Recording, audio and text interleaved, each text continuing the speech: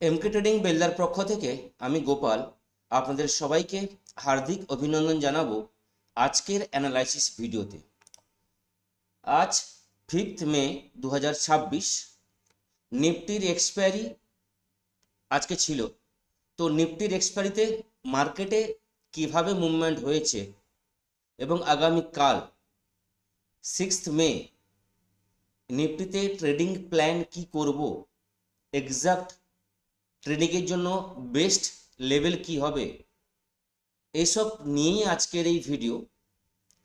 তো ভিডিওতে যাওয়ার আগে প্রত্যেককে রিকোয়েস্ট করব, ডিসক্লেমার অবশ্যই ভালো করে পড়ে নেবেন, কারণ এখানে যা কিছু আমি ইনফরমেশান আপনাদের সঙ্গে শেয়ার করব টোটালটা কিন্তু আমার পার্সোনাল ভিউ এবং এডুকেশন এবং লার্নিং পারপাসের জন্য। এবার যদি নিফটির অ্যানালাইসিসে আসি, নিফটির যদি আমরা শর্ট টাইম ফ্রেমে অর্থাৎ 5 মিনিট টাইম ফ্রেমে নিফটিকে আমরা দেখি, তাহলে আজকে নিফটি খুব ভালো র্যালি হয়নি। Overall both side premium meeting করেছে।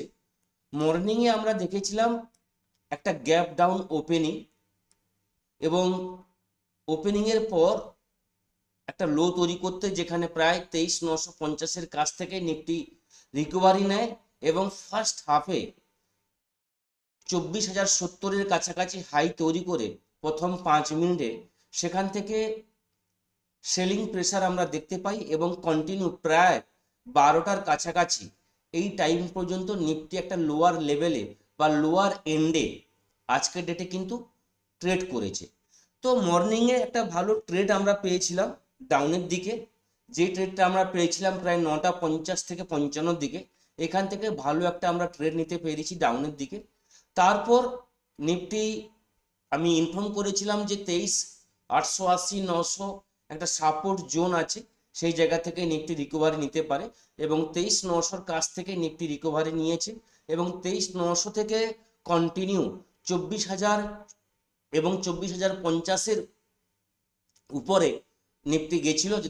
যদি আমরা হাই দেখি তাহলে বলবো 24,081 আজকে নিফটির হাই, এবং লাস্ট বলতে গেলে একটার পর থেকে নিফটি একটাই রেঞ্জের মধ্যে ট্রেড করেছে 24,050 থেকে 24,000, অর্থাৎ প্রায় লাস্ট 2 ঘন্টা 50 পয়েন্ট রেঞ্জে ট্রেড করেছে। তো এই রেঞ্জ ট্রেডের ফলে বোথ সাইডের প্রিমিয়াম কিন্তু ইটিং হয়েছে, কারণ নিফটির এক্সপায়ারি ছিল, প্রিমিয়াম দিকে প্রচুর পরিমাণে হয়েছে। তো আজকের নিফটিতে আমার যেটা মনে হচ্ছে ভালো ট্রেড হয়নি। যারা করে নিয়েছে এইখানে মর্নিংয়ে একটা ট্রেড এবং 11টার পর থেকে অর্থাৎ 12টার পর থেকে একটা পজিটিভ ট্রেড অবশ্যই পাওয়া গেছিল।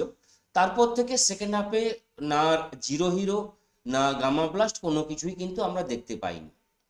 যদি আমরা ডেলি টাইম ফ্রেমে বা একদিনের টাইম ফ্রেমে আমরা নিফটিকে অ্যানালাইসিস করতে চাই, তাহলে দেখতে পাবো আমি যেখানে বলেছিলাম লাস্ট ভিডিওতে, নিফটি একটা রেঞ্জের মধ্যে ট্রেড করছে।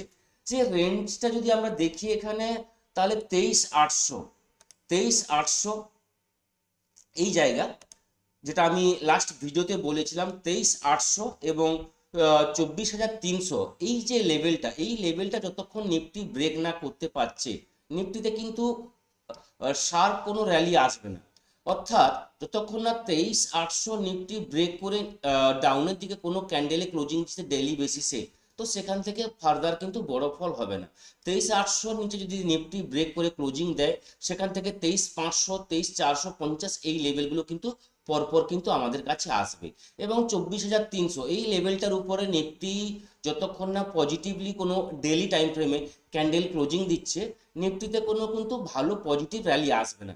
এই রেঞ্জে যদি আমরা দেখি লাস্ট কয়েকদিন ধরে এই রেঞ্জের মধ্যে নিফটি ট্রেড করছে। ওভারঅল আমরা জানি লাস্ট কয়েকদিন মার্কেটে একটা ট্রেড ছিল, যেখানে 5টা রাজ্যের ইলেকশন ছিল, তার ইলেকশনের কারণে মার্কেট একটা জায়গার মধ্যে স্টে করছিল। তো স্টে করার ফলে মার্কেটে কিন্তু বড় মুভমেন্ট কিন্তু এই জায়গায় হয়নি। তো যতক্ষণ না 24,300 এবং 23,800 লেভেলটা ব্রেক করছে, নিফটিতে বড় মুভমেন্ট আসবে না। যদি আমরা কালকের জন্য প্ল্যান করি শর্ট টাইম ফ্রেমে, তাহলে বলবো নিফটি আজকে ক্লোজিং দিয়েছে 24,032, 86 পয়েন্ট নেগেটিভ ক্লোজিং দিয়েছে। এবং যদি কালকের জন্য আমরা প্ল্যান করি আজকের যে হাই 24,082 এর উপরে যদি নিফটি কালকে ট্রেড করা শুরু করে, তাহলে এখান থেকে একটা পজিটিভ ভিউ নিয়ে আমরা ট্রেড করতে পারি, যেখানে নিফটির আমাদের টার্গেটগুলো থাকবে, অর্থাৎ এই লেভেলটা, এই লেভেলের উপরে যদি নিফটি কালকে ট্রেড করা শুরু করে, তাহলে সেখান থেকে আমরা একটা ট্রেড নিতে পারি, যেখানে নিফটির ফার্স্ট টার্গেট থাকবে 24,150। 24,150 এই লেভেলটা কিন্তু আমরা কিন্তু ফার্স্ট দেখতে পাবো, এবং এর উপরে যদি নিফটি স্টে করতে পারে, তাহলে কিন্তু এই জায়গাটা আসবে 24,240, এই লেভেলটা আসবে, এবং 24,200 লেভেল যদি ব্রেক করে যায়, তাহলে কিন্তু আমরা এই লেভেলটা দেখতে পাবো, যেটা আমি বলছি বারবার ধরে 24,320 এই লেভেলগুলো কিন্তু পরপর কিন্তু আসবে। তো এই লেভেলগুলোর জন্য আমরা প্ল্যান করব, ফার্স্ট হচ্ছে 24,080, এর উপরে নিফটিকে স্টে করতে হবে, এবং এখান থেকে ফার্স্ট আমাদের টার্গেট থাকবে 24,150 এই জোনটা, এবং এখান থেকে যদি স্টে করতে পারে, তাহলে কিন্তু 24,240 এই জোনের জন্য পরপর কিন্তু আমরা প্ল্যান করব। Step by step, level by level আপনাদের সঙ্গে আমি শেয়ার করলাম।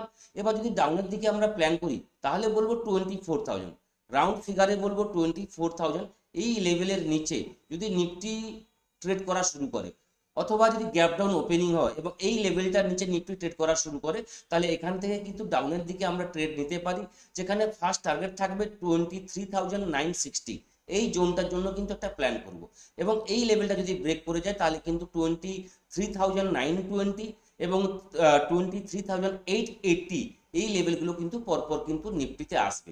যতক্ষণ না এর নিচে নিফটি ট্রেড করছে, নিফটিতে ফার্দার কিন্তু ডেলি টাইম ফ্রেমে বড় কোনো ফল হবে না।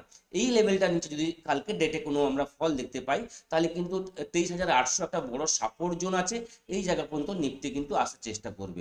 ওভারঅল যেটা বললাম 23,800 এর নিচে যতক্ষণ না নিফটি রেড ক্যান্ডেলে কোনো নেগেটিভ ক্যান্ডেলে ক্লোজিং দিচ্ছে, তাহলে কিন্তু বড় ফল আসবে না, কারণ 23,800 বারবার আমরা দেখেছি নিফটি সাপোর্ট নিয়েছে, এবং 24,300-তে আমরা দেখেছি রেজিস্ট্যান্স নিয়েছে। তো ওভারঅল কালকে ডেটে ছোট ছোট যে পয়েন্টগুলো থাকবে, সেই পয়েন্টগুলো আপনাদের সঙ্গে আমি শেয়ার করলাম, যেখানে স্ক্যালপিং ট্রেড করতে কিন্তু আমাদের সুবিধা হবে। ওভারঅল মার্কেটের মুভমেন্টের উপর ডিপেন্ড করছে, মার্কেট কিভাবে মুভমেন্ট করবে। যদি ভালো কিছু মুভমেন্ট হয়, তাহলে নিফটিতে কিন্তু আমরা 300-350 পয়েন্ট, প্রায় 400 পয়েন্টের কাছাকাছি আমরা ডেলি বেসিসে আমরা এক্সপেক্ট করতে পারি। এবার যদি মার্কেটে মুভমেন্ট না থাকে, 40-50 পয়েন্টের মধ্যে মুভমেন্ট হয়, তাহলে কিন্তু নিফটিতে 100-150 পয়েন্টের একটা ডেলি বেসিসে আমরা মুভমেন্ট দেখতে পারি, এবং যদি ডেলি বেসিসে 100-150 পয়েন্টের মুভমেন্ট হয়, তাহলে কিন্তু 100-150 point at a one time কিন্তু আমরা ক্যাপচার করতে পারবো না, অথবা আমরা 100-150 পয়েন্টের টার্গেট নিয়ে কিন্তু প্ল্যান করতে পারবো না ট্রেডের জন্য। তো আমাদের সেই 100-150 পয়েন্টটাকে আমাদের ছোট ছোট স্ক্যালপিং এর জন্য কিন্তু প্ল্যান করতে হবে। তো যে লেভেলগুলো বললাম, সেগুলো কিন্তু স্ক্যালপিং এর লেভেল, এইভাবে কিন্তু কালকের জন্য আমাদের ট্রেড করতে হবে। ওভারঅল মার্কেটে বড় মুভমেন্ট আসছে না, কারণ যদি আমরা গ্লোবাল মার্কেট দেখি, যে সমস্যাগুলো মার্কেটের মধ্যে আমরা ফেস করছি কয়েকদিন ধরে, এটা হচ্ছে ব্র্যান্ড ক্রুড অয়েল। আজকে দেখুন 113 টাকা, এখন চলছে 111 টাকা 84 পয়সা। আজকে যখন লাইভ মার্কেট আমাদের নিফটি ট্রেড করছিল, সে জায়গায় আমরা কিন্তু দেখেছিলাম 113 টাকার উপরে ব্রেন্ট ক্রুড অয়েলকে ট্রেড করতে। সে জায়গায় এখন আজকের ডেটে মানে বলতে গেলে 2.71, যেটা হচ্ছে ডিক্রিজ হয়েছে, 111 টাকা 73 পয়সা এখন এই মুহূর্তে দাঁড়িয়ে আছে। তো 110-এর উপরে মানে অবশ্যই এটা একটা খারাপ এবং নেগেটিভ সেন্টিমেন্ট মার্কেটের মধ্যে বহন করছে। তো আমি বারবার বলেছি, ক্রুড অয়েলের রেট যতক্ষণ না 100 মানে অর্থাৎ 95-এর নিচে যতক্ষণ না আসছে, ততক্ষণ কিন্তু নিফটিতে একটা বা ওভারঅল মার্কেটে কিন্তু একটা মোমেন্টাম আমরা কিন্তু লক্ষ্য মানে পাবো না। তো এটা সবসময় মাথা ব্যথার কারণ হয়ে আমাদের থাকবে।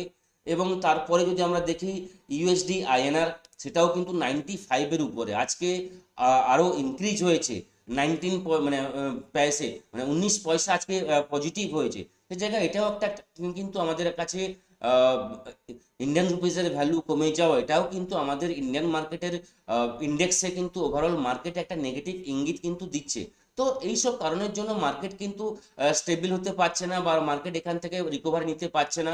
ওভারঅল ডেলি টাইম ফ্রেমে যদি আমরা দেখে নিই নিফটিকে, তাহলে আমরা দেখতে পাবো ডেলি টাইম ফ্রেমে, সেখানে একটা নেগেটিভ কিন্তু ট্রেন্ড কিন্তু এখনো কিন্তু নিফটিতে কিন্তু বজায় আছে। যতক্ষণ না 24,300-র উপরে নিফটি কোনো ভালোভাবে ক্লোজিং দিচ্ছে, নিফটিতে কিন্তু যেটা আমি বললাম যে ভালো কিন্তু সাইন কিন্তু আমরা দেখতে পাবো না পজিটিভই জন্য। এবং যদি আমরা দেখি আরও একটা জিনিস, এখানে যদি আমরা একটা ট্রেন্ড লাইন টেনে দিই তাহলে দেখতে পাবো, এটা হচ্ছে আপনার 26 তারিখের জায়গা থেকে যদি ট্রেন্ড লাইন টেনে দিই তাহলে একটা ট্রেন্ড লাইন কিন্তু আমরা দেখতে পাচ্ছি। এই ট্রেন্ড লাইনটাকে যদি আরও আমরা ছোট করতে চাই তাহলে কিন্তু এই জায়গায় কিন্তু চলে আসবে। তো এই ট্রেন্ড লাইনটাকে যতক্ষণ না নিফটি ব্রেক করে দাঁড়াতে পারছে, নিফটিতে কিন্তু ফার্দার কিন্তু এই রেজিস্ট্যান্সটাকে কিন্তু নিফটি বারবার কিন্তু ফেস করতে হবে। তো এই রেজিস্ট্যান্সের উপরে নিফটি থাকলে সেখান থেকে আমরা ট্রেড নিতে পারবো। এবার যদি একদিনের টাইম ফ্রেমে, যেটা আমি বলতে যাচ্ছিলাম আপনাদেরকে, যে দেখুন ওভারঅল কিন্তু কন্টিনিউ কিন্তু নিফটিতে কিন্তু একটা ডাউন ট্রেন্ডে কিন্তু এখনো চলছে। যেখানে আমরা দেখেছিলাম নিফটির লাস্ট যে হাই দেখেছিলাম আমরা 21 এপ্রিলে, যেখানে নিফটির হাই ছিল বলতে গেলে 24,600। তো সেই জায়গা থেকে কন্টিনিউ কিন্তু একটা ডাউন ট্রেন্ডে কিন্তু নিফটি ট্রেড করছে এবং সেই লেভেলটাকে নিফটি কিন্তু কোনোভাবেই কিন্তু ক্রস করতে পারছে না। যতবারই কিন্তু একটা হাই তৈরি করার চেষ্টা করছে সে জায়গা থেকে কিন্তু সেলিং প্রেশার আমরা দেখতে পাচ্ছি। এবং এই লেভেলটায় যেখানে আমি বললাম 23,800 থেকে 24,300, এই লেভেলে কিন্তু বা এই জায়গার মধ্যে বা এই রেঞ্জের মধ্যে নিফটি অনেকদিন ট্রেড করছে। তো এই জোনটা যতক্ষণ না নিফটি ব্রেক করতে পারছে, এই জোনের উপরে যতক্ষণ না নিফটি দাঁড়াতে পারছে, নিফটিতে কিন্তু ভালো মানে মুভমেন্ট কিন্তু আমরা দেখতে পাবো না। তো এই জোনটাকে আমাদের কিন্তু মাথায় রেখে ট্রেড করতে হবে। তার উপর market gap up gap down সেটা আমাদের প্রতিদিন দেখতে হবে, কোন জায়গায় গ্যাপ আপ হচ্ছে, কোন জায়গা যদি গ্যাপ ডাউন হচ্ছে, সেটা প্রপারলি কিন্তু মেনটেন করে আমাদের ট্রেড করতে হবে। তো এই রেঞ্জ অবশ্যই ব্রেকআউট করলে নিফটিতে কিন্তু বড় মুভমেন্ট আসবে। তো এই থাকলো নিফটির ভিউ কালকের জন্য, ওভারঅল ভিউ। তো সবাই ভালো থাকবেন, থ্যাংক ইউ, ধন্যবাদ।